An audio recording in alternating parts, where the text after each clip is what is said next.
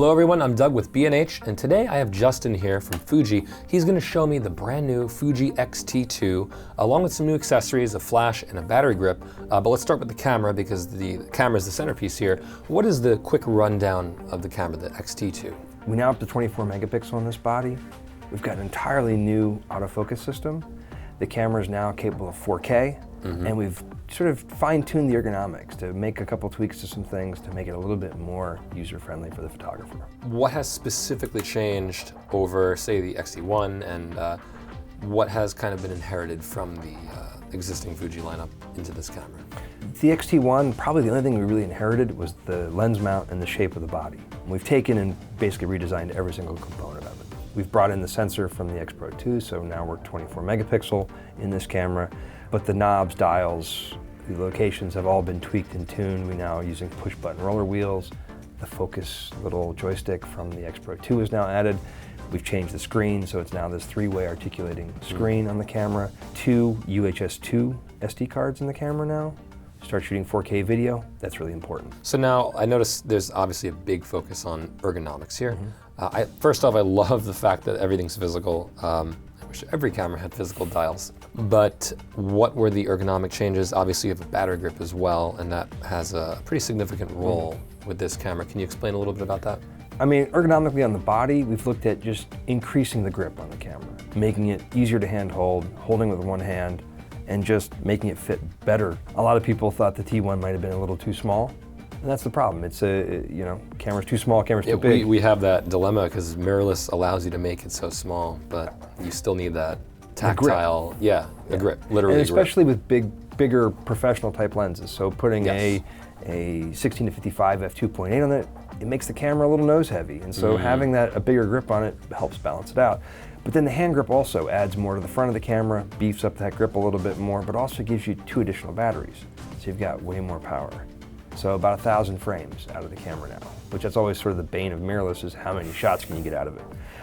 But also adding functionality. So having a headphone jack and having an AC port in the side of the grip, giving us even more functions in addition to the extra, autofocus joystick control, extra cue buttons, extra custom function buttons that the vertical grip allows us to add.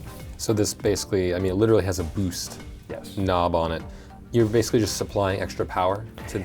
It's supplying extra energy to the camera. Particularly if you're shooting 4K video, you need a lot of power for the processing, or if you're shooting, using that autofocus system and now running at 11 frames, continuous autofocus, tracking something, it allows us to increase the frame rate of the viewfinder. Obviously, every battery grip gives you longer battery life, but the fact that you use it to improve the performance is very interesting.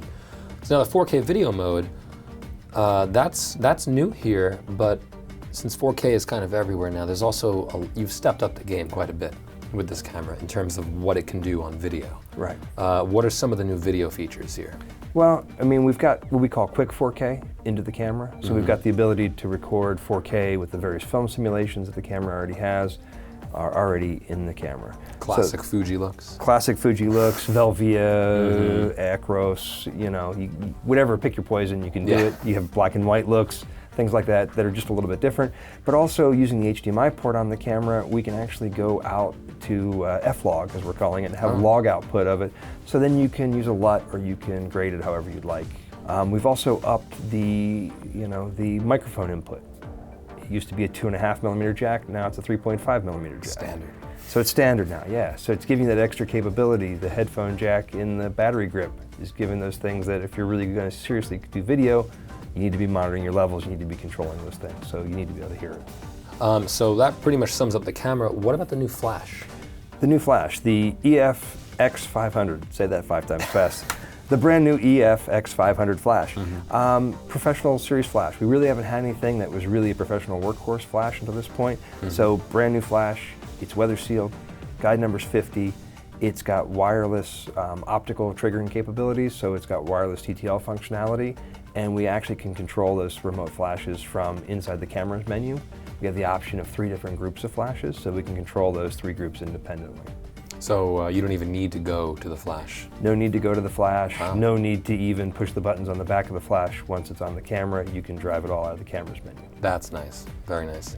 All right, everyone, this is the brand new Fujifilm X-T2. Thank you, Justin, for showing me all this. Hope everybody enjoyed. See you next time. Bye-bye. Whether you're a hobbyist or a professional, B&H has the answers to your questions. Experience a world of technology at our New York City Superstore. Connect with us online or give us a call.